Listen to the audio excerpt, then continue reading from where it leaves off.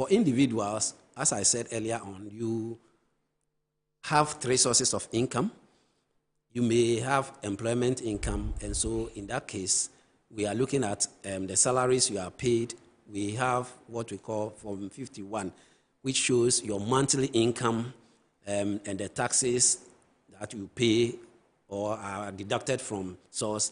You complete that, and then when you go to our website too, we have the PIT form, personal income tax form. Okay. It has all the fields and the needed things that you need. For VAT, people normally find it difficult attaching the document. We don't expect you to attach the invoices right when you are filing, because there will be audits and things, and then that's where we will look. But documents that we expect are the financial statement. You have to file your financial statement. You have to file receipts. Anything that supports the incomes that you have earned, you have to accompany that when you are filing your returns. All right, and also, how can taxpayers obtain the necessary forms and the guidance? I mean, in case somebody wants to file this or tax returns, and by this guidance, I mean, where do such people go?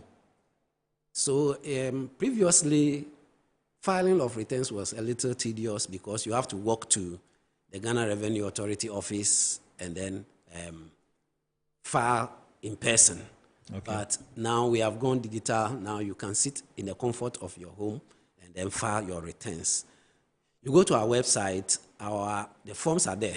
But now we have what we call the taxpayer portal that you can sign on, and when you go there and you log in after signing on and you open, the returns are all there. Those that relate to you, you just select and then you file.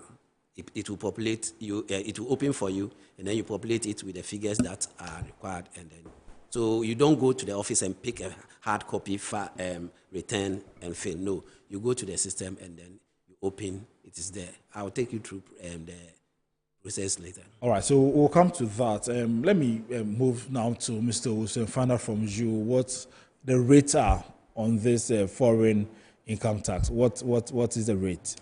Okay, to appreciate this, we have to look at the procedure for the review of the returns when it is submitted. Okay. So like I stated, under the new Act 896, it consolidates all sources of income. Both the domestic income and the foreign income that has been earned by a taxable person. Okay. So we will first look at the assessable income, which will be derived, and all necessary deduction outgoings. For instance, expenses or capital allowance or personal reliefs would be considered. This would lead us to chargeable income. Then, once chargeable income is derived, then in case of an individual, then the individual rates, which is graduated, will be applied to the income. In this case, you realize that both the foreign and the local income has been consolidated. So we don't have a single rate being applied. If it is a company, then the corporate rate that prevails will be used to derive the tax thereof. Okay, okay. And how are you ensuring that those who are expected to pay these taxes comply? Okay, so through various activities that are being implemented concurrently. So we've reached out through the media engagement like we are doing here, informing taxpayers and anyone who has an offshore account or income to come and disclose it for tax purposes. Also, Ghana has arrangements with other jurisdictions, and currently we are receiving these information on the financial accounts that are being held in foreign jurisdictions by taxable or resident persons in Ghana. So this information will be analyzed, and GRA is going to reach out to such account holders to enable them file their returns and also pay taxes on.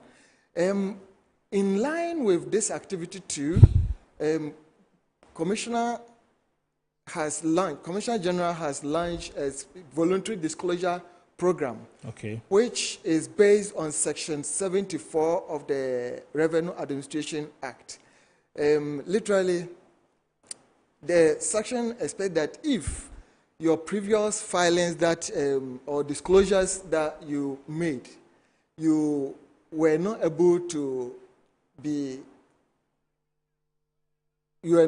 disclose all your information, maybe through an error inadvertently, or whichever whatever happened, you have the option to come under Section 74 of the Revenue Administration Act and to purge yourself by disclosing this income. So in the area of the offshore information or the foreign accounts, a voluntary disclosure program, a special one, has been put in place to enable everyone who is having an offshore account or income to come and disclose before Commissioner General discovers that information and apply it for tax purposes. And once you come under this umbrella, you have the privilege to enjoy a moratorium where no penalties would be imposed on you, including other sanctions that might have been applied in case you fail to come. Under the voluntary disclosure, you are free. It's only the taxes that would result that you will be made to pay. Okay. So I'll be coming back to you, since you've mentioned penalties, I'll be coming back to you for us to look at the penalties. But then let me move to Mr. Nate and find out from you, Mr. Nate, how do you verify the accuracy of returns, of tax returns, and what are the consequences for incorrect information? All right. So the system, when you put out the information into the system, it is only errors on the surface that the system will be able to detect. So if it was supposed to be 100,000 that you are earning and you put there 50, the system will not be able to detect. But the Commissioner General has the right, through our compliance activities, to cross-check on the returns you have filed, whether they are accurate or not, either through audit or other information sources. As he is saying, for the voluntary disclosure one, we have the data now. So if you put anything there and it is not corresponding to what the data is saying, we can come after you. And so we have compliance teams that go around, check the system, randomly pick returns, and check whether the returns that are filed and what is on the ground are the same. Or you may be subjected to audit. If you're a company or a trust or a partnership, we can come and audit you and see whether whatever information you have put on your returns and have filed to us is the same as what should have been. And if we find out that there are deviations, then sanctions will apply. Maybe you have to talk a little about the sanctions in detail. If you put an information that is not accurate, it means you are deceiving or misleading the public officer or a tax officer, and it has its sanction. If you don't file, there's a sanction. And whatever you do, any flouting of the law has sanctions. From Section 70 of the Revenue Administration Act up to 80, we have outlined all the sanctions over there that if you violate the rules, we will apply them to you. We maybe take them one after the other. Okay, so let's go through the sanctions. Maybe you start first, and then I'll come to Mr. Usu. Okay, so Section 72, if you fail to maintain records, is an offense.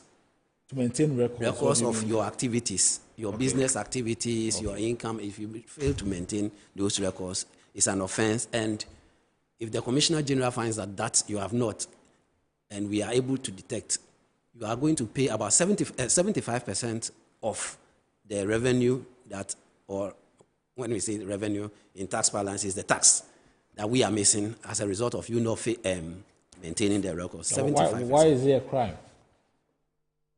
Every business is supposed to maintain records. Every person who is earning income per the law is supposed to maintain records in Ghana here. And so if you don't do that, you are violating the law and you have to be sanctioned. Otherwise, people will do everything and there will be no trace.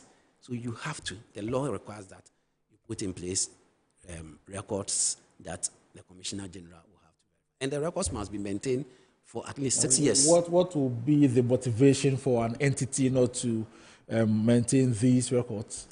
So records are not only for tax purposes. Records are even good for your own self, your business, to be able to know how your business is growing. The investors need the records. Those who have invested in the business, they also need the records, especially when the management is different from the ownership. Yeah. You need to maintain records, and that is when you know that you are growing or you are going down, and then what remedial measures you have to take, you take. And for tax purposes, it's mandatory. The law requires that you maintain records for us to be able to know exactly what you have done, what you have earned, and what tax you are supposed to pay otherwise. And so when we move on, Section 73 also talks about filing of the returns, which we are saying is earning by Tuesday. If you don't file the return, there is a penalty of 500 Ghana cedis for not filing, and 10 cedis every day the return remains outstanding. Okay. Or other returns. But then when it comes to somebody who is engaged in CST, that one, the penalty is 2,000. CST, Communication service tax. Okay. Communication service tax. So if you are into that space and you don't file your return, the penalty is 2,000 Ghana cedis for not filing, and then 500 Ghana cedis paid every day that the return remains outstanding if you don't file. So that is the penalty for non-filing. When you come to Section 74, false or misleading information. So if you underdeclare, or you what you earn, if you underdeclare what you earn, or what you are supposed to account for. So as my brother said, you have been filing your returns religiously, but you have not been adding the offshore businesses that you have done, incomes that you have. You have not been truthful. You have misled the authority, and therefore you have sanctions over that. And that the penalty is 100% of the tax shortfall. So if the tax is 1 billion, you are going to pay 2 billion when it is seen to be deliberate. But if it is not deliberate, maybe it's an error. And then it comes down how do you know? I mean, how would the tax official know this is deliberate or not? So, as I said, we do audit. And when we do audit, you see that this income is glaring here. And then the person has decided that I am doing this, I'm putting only this here for tax purposes, and then I'm putting this here for my employer or the business owner. We are able to detect. And so if it is deliberate, it's 100%. If it's by error, maybe computational error, or something messed up, the system, maybe it is calculated by a machine, and unfortunately, machines can sometimes mess up, and therefore you are not able to file the right amount. If that is the case, then it is not an intention to evade the tax. In that case, the penalty is 30% of the tax shortfall. Okay. And you continue. All right. And then also, it is not ending there. Before you proceed, let me find out from Mr. Usu, these penalties that he's mentioning, are they different for those on the foreign income tax, or they also face the same penalties? Okay, so let me say in taxation we don't discriminate. But let me do a top up on what my brother stated before I will come in here.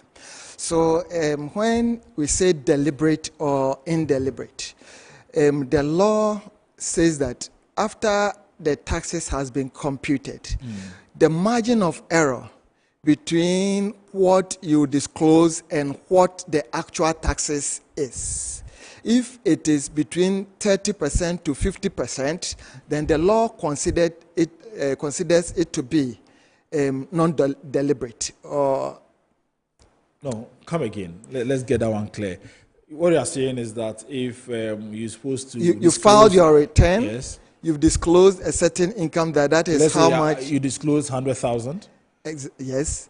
And out of that, maybe 2,000 is the tax thereof. Yeah. Now, Commissioner General or GRA would do the review, and the tax that would come out of it after all analysis and become the acceptable tax.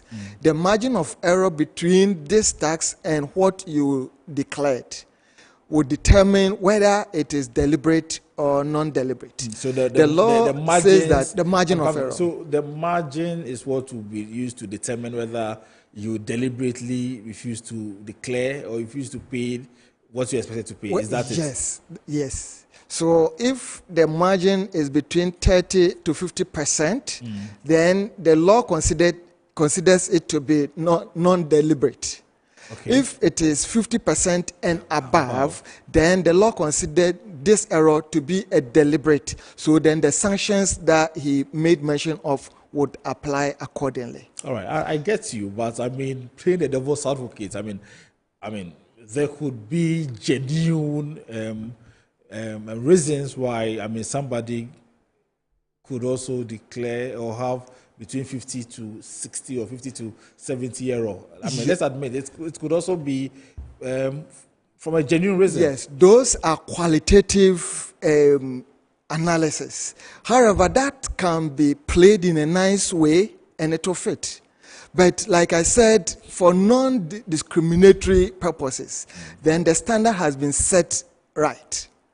And that is why he also stated that if per one or two reasons you cannot meet the filing of the returns, and also to put on records, you can amend your return before it is actually reviewed. So that means the GRA, you are not too strict. I mean, there are some leeways where businesses or individuals can take advantage of. Is that the case? Yes. So the taxpayer is actually the king, and we are there to serve them. They are also obliged to ensure that they file the right information to aid this process. And that is why the law also allows review of your returns as and when necessary, so long as it falls within the time frame. Okay. Good. And like I also stated, we don't discriminate.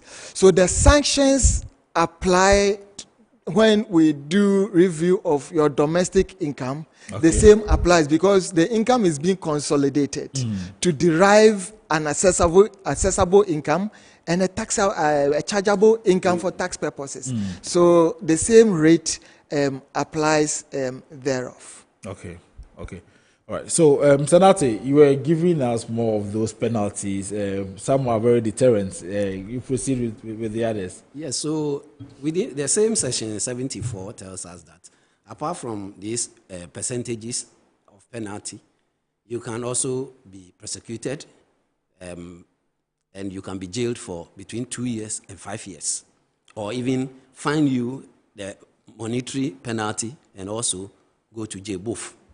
Then when you go to section 78, failing to comply with the tax law, now we are educating you.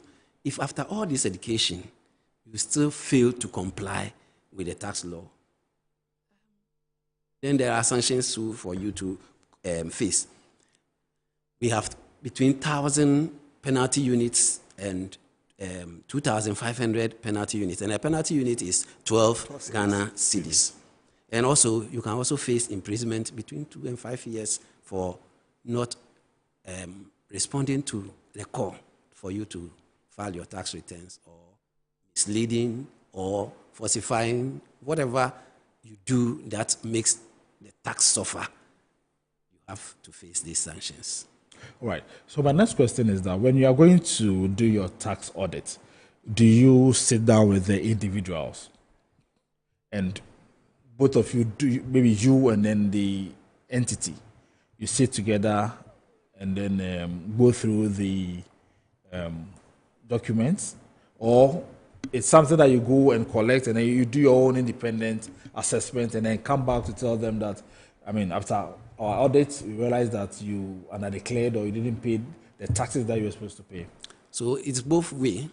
Sometimes we take the document, we assess them, but before we come out with our findings, we will sit down with you, tell you these are what we have, the gaps we have seen. Respond to them. Okay, so you give them... Yes, we give you the opportunity to respond. How many days? It depends. It depends. So bring this document to support this claim. Then you bring it. If you are not bringing it, we even give time that we don't rush in concluding our audits.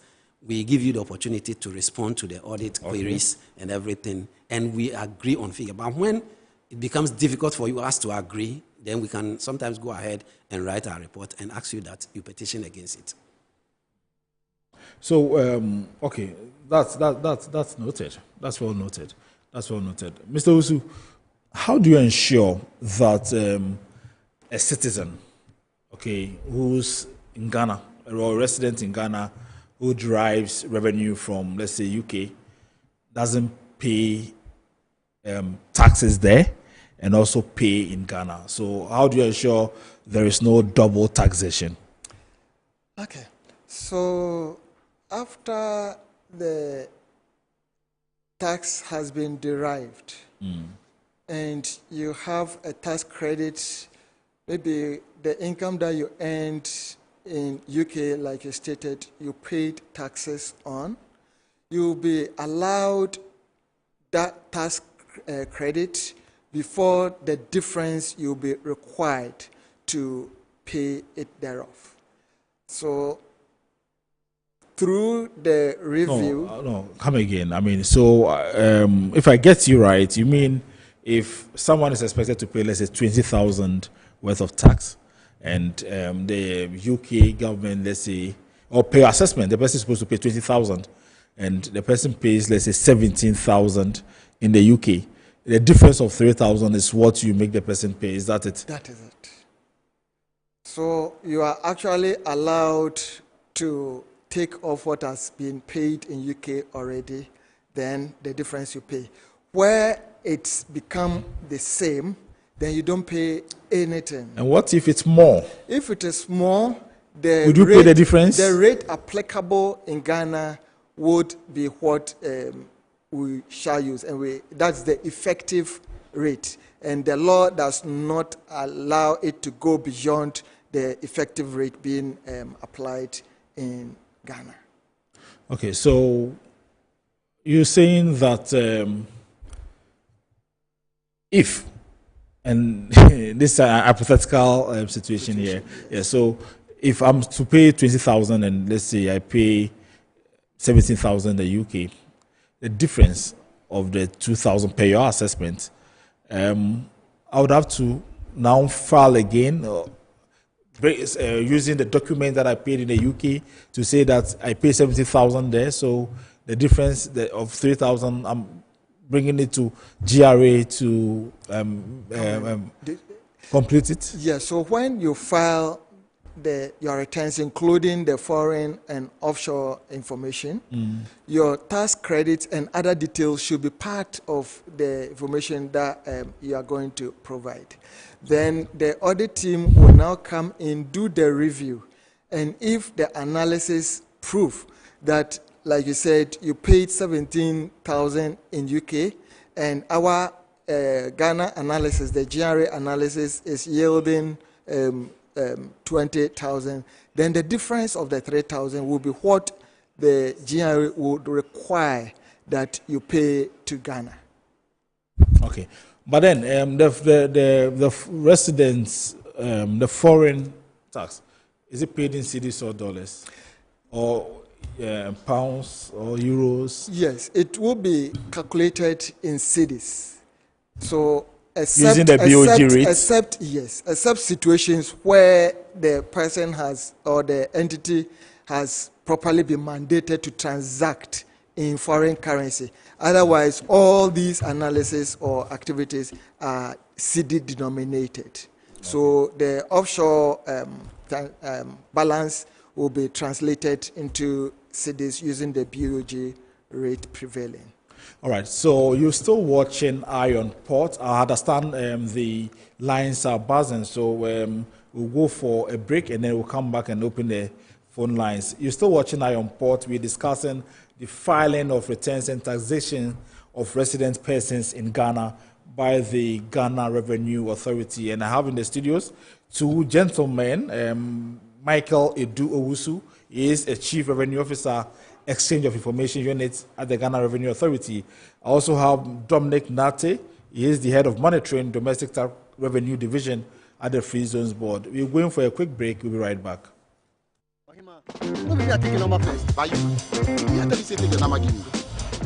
Guys, now I'm tired.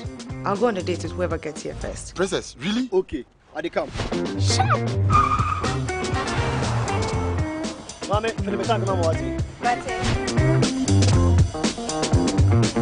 boss, fill my tank with Super XP Raw 95. Fill up with Super XP Raw 95 and Diesel XP high performance products from Goyle.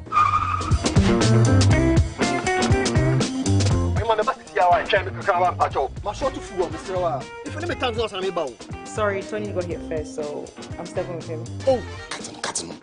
Hey, go for mommy. Choose Super XP Raw 95 and Diesel XP for an energizing driving experience. Always go for Goyle Super XP Raw 95. Goyle, good energy. Goyle is good energy. Electricity. Then pay your taxes. Yeah. Our taxes, our future.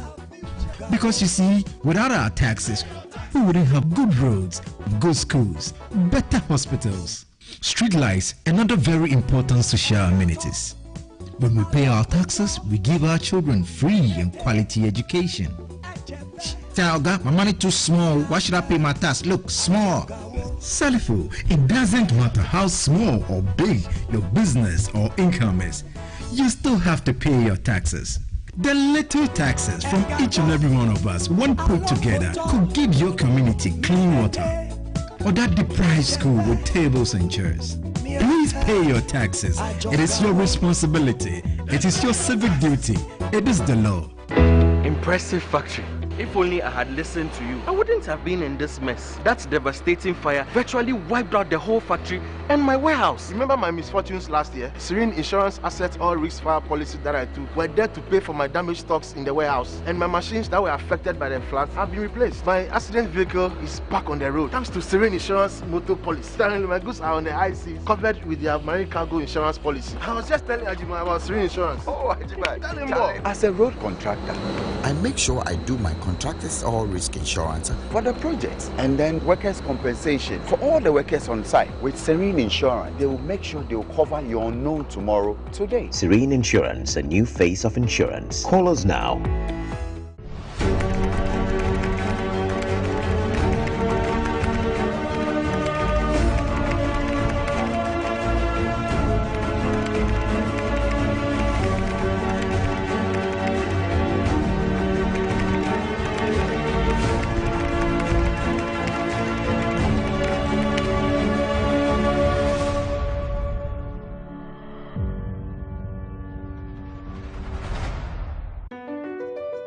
MPS Terminal 3 is Africa's new state-of-the-art container terminal at Tema Port. For manufacturers, agro-processors and traders, the new port means business can be done faster. This infrastructure boost will improve Ghana's port handling capacity, connect more trading routes, and oil the engine of growth for the economy, creating greater opportunities across all sectors as Africa's markets merge and become the largest trading bloc globally. MPS, we connect, you thrive. Business and life can be like the sea sometimes. Sometimes serene, sometimes calm, sometimes turbulent, and at times it brings the unexpected. However it is like, trust Phoenix Insurance for your home, car, business, and marine insurance needs. Call 0302 246 319 or 0243 690 492. At Phoenix, you experience a delightful service delivered with wisdom. Hello, so you welcome back from the break. We're discussing the filing of returns and taxation of resident persons in Ghana with officials from the Ghana Revenue Authority. It's now time to activate the phone lines, and the numbers you can call 0205 528353. The numbers have been displayed on your screen, so you can call and join the discussion. In the meantime, we have some messages here, so I would like to go straight to them. First one, this one says, Iron Port, I would like to know if your panelists are aware of the Ghana-UK DTC agreement. If they are, then they must explain the fairness of the taxation of citizens and foreign income earners. Yao from Tema. Let me also go and then read this. This one says, good evening. How does GRA come up with income tax liabilities of individuals? Are there any repercussions of not paying taxes after filing and generating tax bills and making payments after due time frame? In the meantime, let's go on the phone lines and welcome Yao from Tema. Hello, Yao. Good evening and thanks for calling. Good evening, sir. Yes, go on with your submission, Yao. I wanted to know, you asked a question earlier on regarding double taxation. Okay.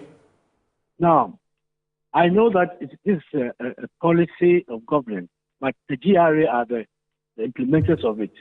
How do we sign a Ghana-UK DTC, that's a double taxation confab, when we know that there are very few Ghanaians who live in England who are really doing great business?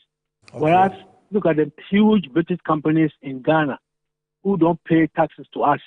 They get all manner of freebies from government to make profit, and we are the ones who have to pay our meager earnings tax on it, both there and in Ghana. As they were saying, if somebody else has to pay 20,000 and he pays 17,000 in England, you go and pay the rest 3,000, the tax for the 3,000 here. How do we benefit? How does Ghana benefit to give UK free taxation for doing business here, and yet our government is trying to say that if you live in Ghana, you have a shop in England, you pay tax on it. How does it benefit us? Is it not part of this colonization mindset that we have still carried on since 1957? Okay. Yeah, thank you very much for calling. Let me go on the phone. Let me read some more messages because so we can try and then answer all of them. This one from Ohima from Tema. She says, good evening, Iron Port. Great show. I would like to find out if tax for foreign income is supposed to take a retrospective effect, and then has implementation begun? If yes, when? And she continues, it appears the system forces you to download the payroll template every month when filing for pay as you earn. Any reason for this? She's asking. And then she's also asking, is there an alternative to this? So I don't know who would. Okay. Mr. Nati, maybe you want to start first?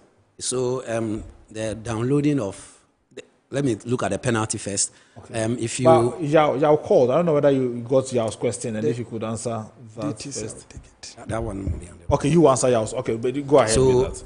There are penalties for not paying the taxes. Okay. Section 80 of the RAA says that between 200 penalty units and then 2,000 currency points. And also imprisonment, you can be imprisoned for not paying your tax. You may file your returns all right, but if you don't go ahead and make payment of the tax that is due, you could be prosecuted and jailed between 6 months and 1 year. Yes, so depending on what the judge will say. And so we also look at, someone also asked why they download every time you want to file the PAYE, you have to download. It is a monthly payment. Okay. So anytime you go into the system, if you are registered for that tax type, it will give you the download, because we don't know how many people have left your company that you have to add up, and how many people you have re-engaged that you have to add up. So anytime you are going to that download will come for you to download, and if it is the same, you go ahead and file what you have been filing. All right, okay, that's fine. I'll come to you, Mr. Usu, but let me go on the phone lines, and all the way from the Volta region, we have Maxwell. Hello, Maxwell, good evening, and thank you for calling. Yeah, good evening, boss. Thank you for this nice program. Please, can you hear me? Yes, proceed with your submission. Yeah, please, I wanted to find out from the officers over there about the tax issue. Let's assume I'm a government worker and I've taken a loan for a business, and they are deducting the income tax from my salary, and I'm using the same money for business. Should I pay tax again? That's my first question. The second question is that why can't GRA support business before they will be chasing us for paying off tax? Because some businesses, you go for loan. You go for loan before you invest into the business. The business doesn't grow. You didn't pay your loan. Then they'll be chasing you to pay tax. Where would you get the money to pay the tax? Where the business didn't get the ground yet?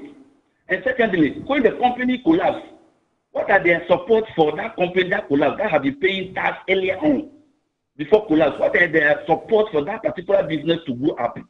Okay. That's my question. And all right. Yeah, Maxwell, thank you for calling. Your points are well made.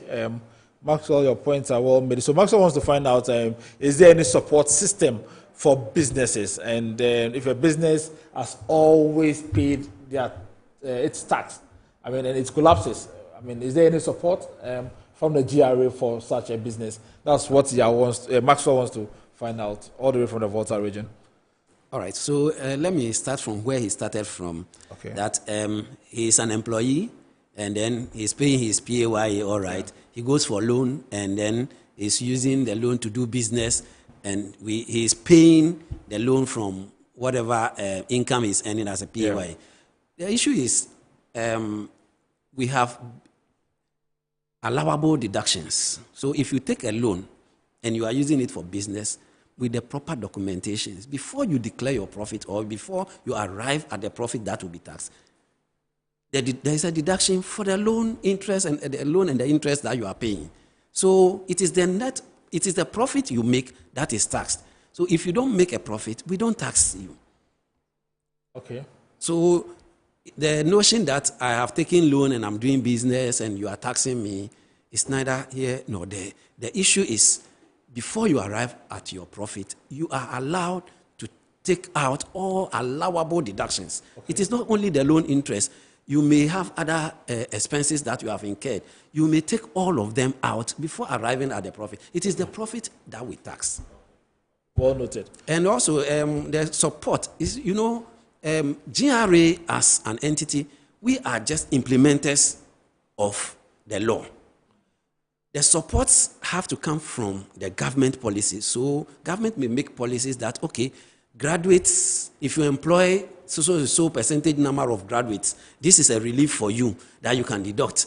If you are a beginner and you are below 35 years and you start a business, this is a relief for you. So all those reliefs are there. But asking GRA to give you financial support in terms of that one, until the lawmakers put it in the law, we as GRA have no power to execute that. Okay, I know there are tax reliefs as well that people can, and businesses, I think they can also apply for them.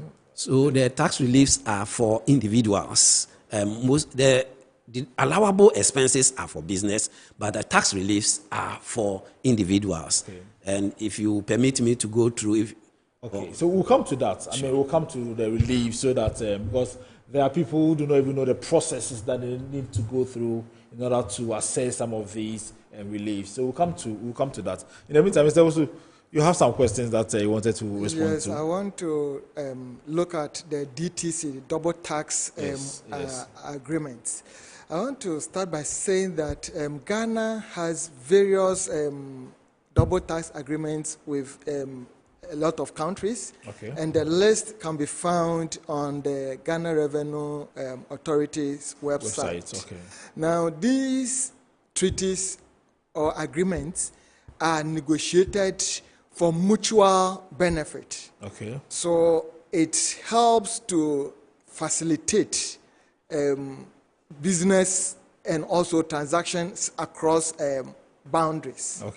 And for the UK tax residents who are doing businesses in Ghana, they would have to assess a treaty benefit that were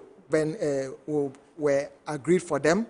And Ghanaians tax resident persons who are also doing business in UK, when they are being reviewed in UK, then they will look at the treaty benefits that Ghana has negotiated on their behalf over there. So it's a double-edged sword to ensure that no business person on either side is double taxed or suffers unduly.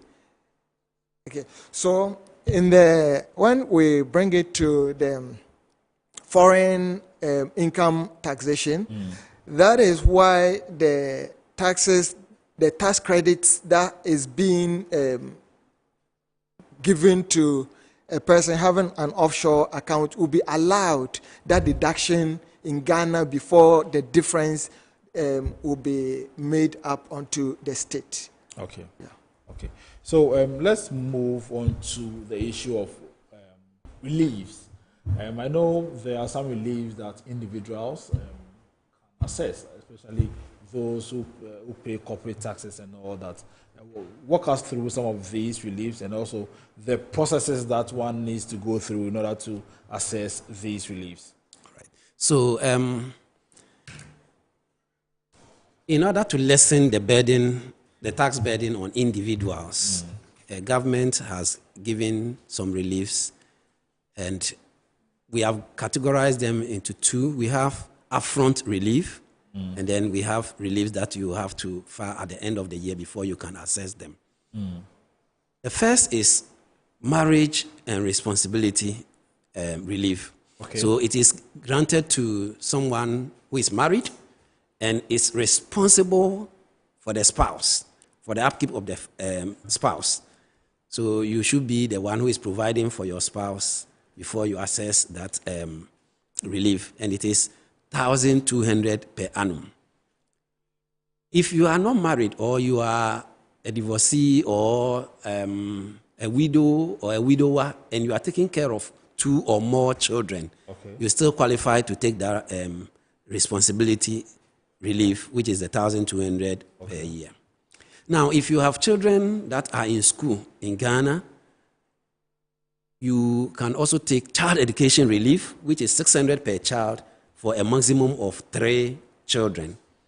So you take 1,800 relief for the 3 children at the end of the year. We also have aged dependents. So if your parents are alive and you are taking care of them and they are above 60 years, each of them is entitled to 1,000 Ghana cedis. So you can take a relief to take care of your parents. So the 2 of them, a maximum of 2, will be 2,000. And if you are 60, I'll come to you on that. Please hold your word there. Let me go on the phone lines now and welcome Jerry from Medina. Hello, Jerry. Good evening, and thank you for calling. Good evening, sir. I want to ask a question. Although it may not be directly related to the tax returns, it still has to do with tax. And I'm particularly talking about the betting tax. Do I have your platform to talk about this, to ask you questions concerning what tax? Come again. You said what tax? The winnings the deductions on betting tax. There's this inconsistency with this application that I thought I should bring to the notice. Okay, Jerry. Today we are not discussing betting tax. I think we discussed it some time ago. But you can send us a WhatsApp message and then we'll get a response from you. Okay. Okay. All right. Yeah. So send us a WhatsApp. We'll get a response from you definitely. Okay. So, Mr. Nate. All right. So, if you are 60 years and above and you are still working, you also pay tax. You have a relief of 1,500 per annum. And we also have one important thing that mortgage interest. If you are a worker filing your returns and paying your taxes, and you happen to apply for a mortgage to acquire your residential house, and you are paying, the interest on this mortgage is also available for you to take as a relief, so that you deduct that from your salary before the rest is taxed. One thing out there is that people think the amounts that I've mentioned, you just take them as income. No. We set them aside from your income, and then the rest is taxed. So, for instance, if the total of tax relief that you are going to get is 5,000, and your income is 15,000, instead of taxing your 15,000, we will deduct 5,000 from it and tax only 10,000. So your tax burden is reduced. Okay. Instead of you paying tax on the whole 15,000, you'll be paying tax on 10,000. So that is how the relief works. If you are a person with disability, you are entitled to 25% of your accessible income as tax relief. So if your total income is 100,000, 25% of it will be set aside, and then 75% is what will be taxed. Okay. So let me go on the phone lines again and welcome Timothy. Good evening, Timothy, and thanks for calling. All right. My question has to do with the tax incentive. I want to ask the boss that why is that when people apply for more than one incentive, they end up granting only one? Come again. Like, so when they apply for how long? Make your question clearer. When they apply for one or more incentive, tax incentive, okay, they end up granting only one. I remember where I'm working, I educated those who are working there to that they should apply because me, I haven't qualified. Okay, so you mean when they apply for different reliefs, they are only given one? That's what you mean? Yes, but I think they qualify for, let's say, 3 or 4, but they only grant them one. But do they apply? I mean, do they apply for them? You may qualify, yes, but if you don't apply, you won't get it. So do they apply for them? Yes, please. They apply, okay. I'm sure okay, so Mr. Latte will respond to that. That will be unfortunate because everybody, we don't discriminate. Everybody is entitled to a relief. But then you have to show evidence of your words being in school before you can benefit from that. You should tell us you are truly married. What is your marriage certificate? And if your parents, you are taking for your parents, you show us evidence of their age, whether they are 60 or more. Okay. So if you far and we select only few and grant you, then it means the documentation you produced is supporting only those few. Okay. That's the only reason. But apart from that, whatever is due you is granted you. Okay. Yes. Yeah. To add a bit to what Mr. Nate stated, in the case of the child education relief, it's only one parent who can claim. So a husband and a wife, if the husband claims it, the wife cannot. Okay. And these are always supported by records. So once the analysis reveals that it's already been claimed, then naturally you, the last person to make that claim, you are not going to get it. Well, Mr. Nate, there have been issues have been raised about the fact that the reliefs are not encouraging, if I should put it that way, because there are those who say they pay huge taxes, and then if they are going to get relief, then they would have to get 1,002 per annum, which is like 100 cedis per month, and because of that, people are not even encouraged to seek these reliefs. This question, I think, as I said, GRA, we are implementers of the law. It's still government. Yes, this is government. If government says we should give you 50% of your income as relief, we will abide by that. If they say we shouldn't give you relief, we will abide by that. Whatever the government sees to be prudent is what we will go for. Okay, all right. Thank you very much. So, you also want to come in on that? And also, you realize the rate has changed over the years. It has actually improved. Oh, okay. And what has accounted for this? It is the improvement in the tax payment and tax collection procedures or the structure that has allowed it. So we should rather encourage each and every one of us that the more we become compliant, the more such rebates and reliefs can be extended. Okay. Yeah. And linked to it is record keeping, which will allow proper analysis to be and proper audits to be made. Okay. So I will stay with you, Mr. Usu, and then find out from you how will the GRA address concerns about privacy and then also confidentiality in these audits that you carry out. Thank you. So when it comes to privacy of the confidentiality of information, the Revenue Administration Act actually requires every tax officer to observe a standard of keeping information confidential.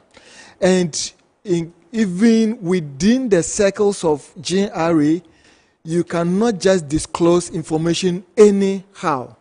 Now, GRA has also signed, or Ghana has signed, agreements with OECD and jurisdictions that have signed the multilateral competent authority agreements. And under that, we ensure that there is a high level of confidentiality and data safeguard procedures. For Ghana to even start receiving this data that we are looking at, various reviews conducted by OECD to ensure that we have the structures, we have the equipment to enable that standard to be observed were passed by Ghana before the information started coming. Because upon the passing of the Automatic Exchange of Information, Financial Account Information Act, the Bank Secrecy Acts were repealed, meaning GRA or any other jurisdiction that is receiving and exchanging information would have to comply with data safety and security standards, for which Ghana is holding religiously to it. So taxpayers are rest assured that their data that is in the domain of GRA is properly secured and it's not at risk, whether at rest or it being used. Every GRA officer has signed a bond of secrecy. Okay. That's fine. That's good to know. Can I add a little? Okay. The only instance where this information can be made available is by a competent court of jurisdiction demand, and also for statistical purposes, but not for anybody's use against anybody. We have confidentiality clauses that we are abiding by. Nobody should fear that my information will get out to the public. No, it will never get out to the public. Okay, so we are almost through with this program. So let me spend the last 2 minutes to ask you, so what's your final message to the public and also to businesses? Okay, so every developed country develops on taxes. So the price we pay for living in a civilized society is our taxes. And therefore, we are encouraging everybody who is earning income, whether investment income, business income, or employment income, to do well to disclose this income by filing their tax returns. The deadline is just Tuesday. So tomorrow, just take your laptop, go on to your laptop or any smartphone, go to Taxpayers Portal, enter your credentials, and file your returns. And that is what we'll use to develop the country. If you don't do that and we come after you, we don't want the situation where we will be sanctioning people with the penalties and taking people to court. No. GRA is a friendly institution. We want everybody to comply. The more people comply, the more revenue we get to develop the state. And then we all live happily in Ghana. Very well. Mr. Osu, your final words. Yes, I want to touch quickly on the retrospective application of the offshore account. The Revenue Administration Act requires that we go back 5 years plus the current year.